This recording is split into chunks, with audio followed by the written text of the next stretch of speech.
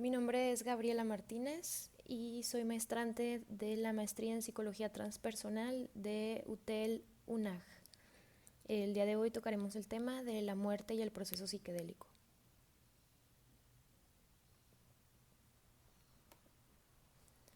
La muerte según el hinduismo.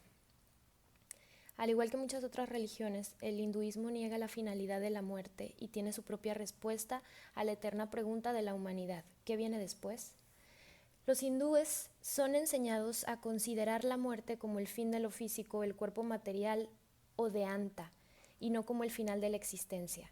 La muerte es opuesta al nacimiento, no a la vida. Es un intervalo entre vidas y es un pasaje hacia la próxima vida, hasta la liberación final del moksha o mukti, de los ciclos de la vida y la muerte. El hombre está destinado a una repetición interminable de renacimientos y los textos imponen ver la muerte con ecuanimidad. La vida y la muerte no son vistas como entidades de polaridades opuestas, se consideran facetas de un mismo ciclo interminable. El proceso de la reencarnación comienza con la muerte del cuerpo físico. La persona se separa de su buloka, el cual ha sido el hogar terrenal de su alma cuando estaba vivo, y ahora esa entidad pasa al mundo astral temporal para completar su continuidad. En este mundo intermedio o antarloka se subdivide a su vez en cielo, infierno y un mundo de espíritus intermedio o pretaloka, donde la mayoría de las almas permanecen esperando su transición al cielo o al infierno antes de renacer. Los cielos y los infiernos no son sitios de dicha o condena eterna, es solo una etapa donde el alma del individuo disfruta o sufre las consecuencias de sus buenos o malos actos. Según la opinión de algunos, el hecho de que un alma vaya al cielo o al infierno no solo depende de su balance kármico, sino también de sus últimos deseos al momento de morir. Estos tendrán una poderosa influencia en la creación de su próxima vida y determinarán el lugar donde renacerán. Lo que es más sorprendente acerca de la muerte en la tradición hindú es la importancia de la familia y los lazos familiares aún después de muerto. Al morir inmediatamente se llevan a cabo rituales a diario para ayudar al espíritu, el cual se encuentra confuso y desorientado al separarse de la tierra y así romper todos los lazos con su existencia previa. El 10º día, por ejemplo, se ofrecen pindas o bolas de arroz o harina que simbólicamente reconstruyen miembros específicos hasta que el cuerpo astral se completa en el 13º día. Además de esto, periódicamente se realizan rituales y sacrificios en los hogares en ciertas épocas del año, que se llevan a cabo por el bienestar de los espíritus ancestrales y cuyo objetivo es mantener el lazo entre los vivos y los muertos. La muerte en el budismo.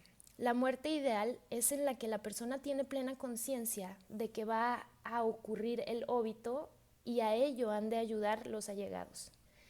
De esta manera, transforman la muerte en algo que forma parte de la vida cíclica y a lo que no hay que tener demasiado miedo, pues no es un proceso terminal, sino algo natural, universal e inevitable. Por ello, los lamentos y las plañideras no están muy bien vistos en la religión budista.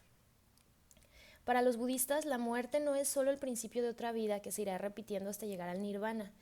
Esto ocurre cuando el sujeto ha aprendido y ha obtenido la suficiente sabiduría espiritual como para ver la verdad, la realidad. El nirvana no se puede explicar, porque es tan difícil de comprender como difícil es de ver la verdad. Por ello, el rito funerario budista es un llamado rito de paso. En el budismo tibetano, a la persona fallecida o próxima a morir se le lee el libro de los muertos llamado Bardo Tosgrol. La lectura es una manera de dar claves que servirán al difunto en el estado intermedio de dos vidas. Este proceso dura 49 días, durante los cuales es común que se ofrezca alimentos y bebidas al espíritu del fallecido por medio de ofrendas. Los budistas prefieren ser incinerados, aunque también se practica la inhumación o el sepelio en el agua. Otra variedad es dejar el cuerpo en la naturaleza para que sean las mismas aves carroñeras y la acción natural la que descomponga el cuerpo. Son las modalidades que corresponden a los 4 elementos de la naturaleza. La vida y la muerte en el judaísmo. La vida tras la muerte en el judaísmo está lleno de imágenes algo confusas, aunque algunas escrituras sagradas hablan del mundo venidero. En este nuevo mundo vendría un Mesías a restablecer una vida sagrada. Los rabinos hablan de una resurrección de muertos que sucede en esta venida. El judaísmo cree que suceden 3 diversas posibilidades con el alma, una vez fallecido el cuerpo. 1. El alma espera la aparición del Mesías y entonces se volverán a unificar los cuerpos con las almas siempre y cuando superen el juicio final. 2. El alma se queda en el cuerpo hasta que éste sea enterrado, que es cuando mediante un ritual de purificación el alma se separa del cuerpo. O 3. El alma se pudre con el cuerpo. Como se puede observar, la aclaración de lo que sucede tras la vida en el judaísmo es un tanto nebulosa. Esta religión pone mucho más atención en una serie de preceptos, obligaciones y tareas a seguir durante la vida para sanar así al mundo. Mediante esta conducta de derecho se mejora la ansiada relación con Dios y se contraría, por lo tanto, con una buena vida y una buena muerte. La muerte en el cristianismo. El cristianismo tiene su origen en el judaísmo, que era la religión en la que se crió su fundador, Jesús de Nazaret, lo cual marca en gran medida su futura evolución, dado que también se cree en la venida de un Mesías, que es el Cristo, que fue anunciado por las anteriores escrituras. La segunda venida de Cristo restablecería el nuevo mundo judaico con resurrección de los muertos y el juicio final, pasos previos para entrar a un universo paraísico.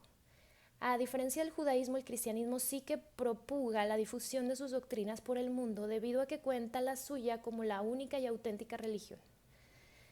Los cristianos creen, mediante la fe en Jesucristo, que se puede alcanzar una vida eterna, en la cual se restablecerían los cuerpos y serían recompensados por una vida modélica. Hay algunas contradicciones, ya que según las escrituras no está claro si esta resurrección sucede tras la muerte propia de cada individuo o de forma global ante el juicio final y la segunda venida del Mesías. El sentido de la vida cristiano promulga vivir de forma acorde a las enseñanzas de Jesús en esta vida, no ya solo para hacer méritos en aquella otra, sino para traer y sembrar el bienestar y el sentido crístico en esta vida actual hasta la venida de Cristo. El sentido central del cristianismo es el de ama a tu prójimo como Dios te ama a ti, lo que se traduce en términos latinos como caritas, sinónimo de amor al prójimo desde las enseñanzas divinas. En los rituales después de la muerte cristianos se utiliza el velatorio, generalmente en una capilla, y antiguamente en los propios hogares del fallecido, donde se mantiene el cuerpo de forma pública al menos una noche para que los seres cercanos puedan despedirse. El funeral, el entierro sucede acompasado de un culto religioso, misa funeraria, generalmente en la iglesia, o a pie de tumba en el cementerio, antes de proceder al entierro en sí. Cuando el ritual es incineratorio, este se reduce a la misa del funeral. La muerte en el Islam. Desde el punto de vista del Islam, la muerte es una parte más de la vida terrenal. Todo lo que se sabe del futuro de un hombre desde el día que nace es que algún día morirá. No se sabe en qué lugar, a qué edad o cómo. La idea de estar preparado para esta circunstancia de vida merece algunas reflexiones. Para el creyente, la vida de este mundo es un paso, un lugar de tránsito ligero que prácticamente no genera ningún porcentaje en el todo si comparamos con la otra vida vacía.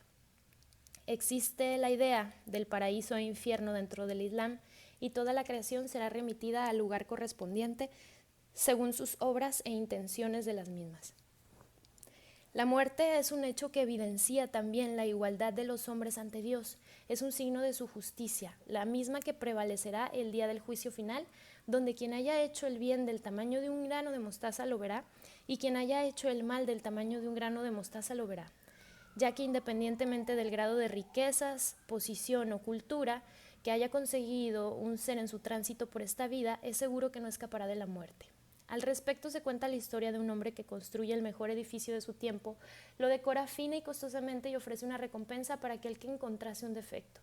Es visitado por los mejores arquitectos de su época, quienes admiran y alaban su estilo, los filósofos, quienes observan en semejante construcción las grandes posibilidades del género humano en cuanto a lo ilimitado de su creatividad, los gobernantes que ven en esta maravilla el avance y lo pujante de sus imperios, y otras personas que, después de recorrer tan espléndida construcción, no ven en ella ninguna falla.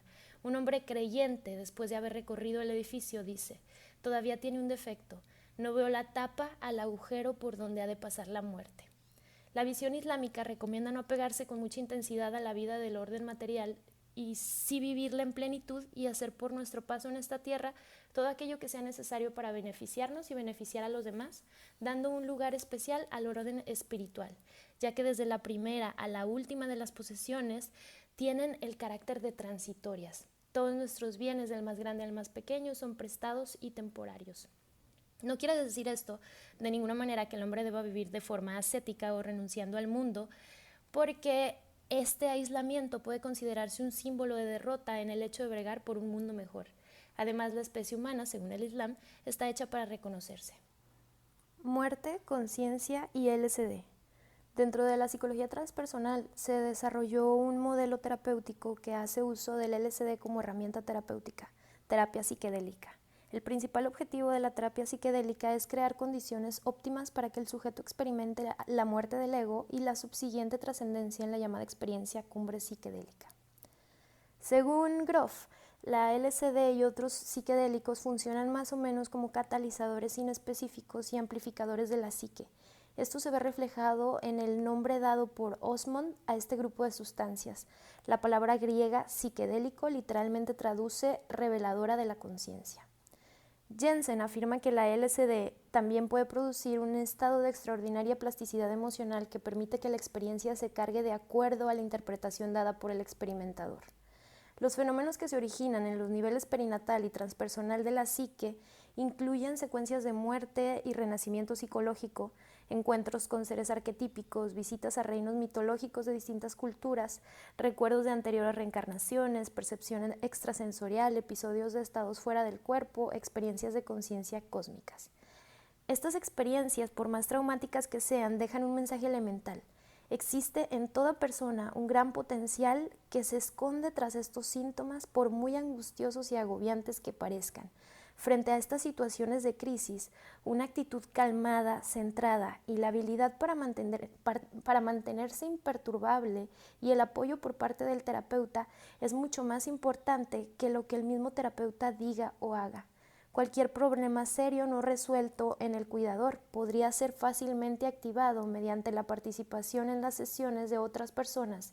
Por esto se invita a que los terapeutas que estén interesados en la terapia psicodélica y o que quieran usar el LSD como herramienta o elemento facilitador a nivel terapéutico, que se recuerde que es indispensable y casi obligado que como acompañante y facilitador ya se haya aventurado a sanar su ser con todo lo que esta proeza implica para ayudar en el proceso de la sanación del otro. Pacientes terminales y uso de psicodélicos.